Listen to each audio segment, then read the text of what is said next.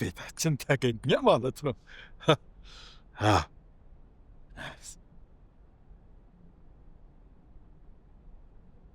ይቅርታ፣ በሩን ማን ከፍቶልን የገባው? ቁልፉ እንዴ? አንተ ነህ እንዴ? አዎ እኔ ነኝ። ማን አንተ? አሁን አላስታወስኩም ለማለት ነው። ሩት ጋር እኮ አብረን እንሰራ ነበር። ትዝ ካለ ስብሰባ ላይ የተገናኘ ነው። አሽቃባጩ ነህ እንዴ? ምን? በደንብ ነው ማስታወስህ።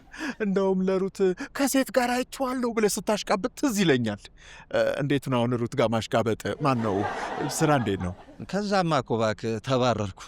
ይገባሃል። ምን ነው በጣም አሽቃበጥክ እንዴ?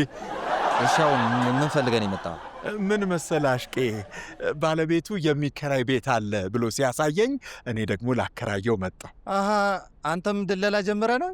አዎ፣ ያው አውሮፕላን ማብረር ሞላብኝ። ይቅርታ ግን ይኸውልህ ይህን ቤት እኔ ላከራየው ነው። አሁን ልጅቷ እየመጣች ነው እና ከቻልክ ሌላ ቤት ፈልግ። ሌላ የሚከራይ ቤት አለ እንዴ? አዎ። በቃ ሂድ እሱን አከራየው። ምን ይላል? ነይ እናት ነይ ግቢ። እንዴት ነው? ቆንጆ ቤት፣ ሽንት ቤት አለ እዚህ ጋር፣ ኪችኑ ሰፊ ነው። በጣም ቆንጆ ቤት እና እንደምትፈልጊው አይነት ቤት ነው አይደለ? አዎ ቤቱ ቆንጆ ነው። ይቅርታ የኔ እህት፣ ይሄ ቤት ስለተያዘ ሌላ ቤት ፈልጊ።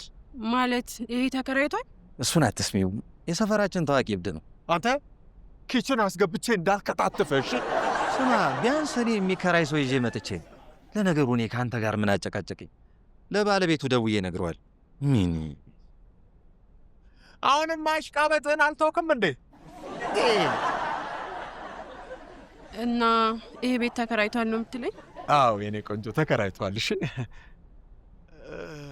ግን የምትስማሚ ከሆነ ለአንቺ የሚሆን በተሻለ ዋጋ ቤት ላሳይሽ እችላለሁ። እሺ አሳየ።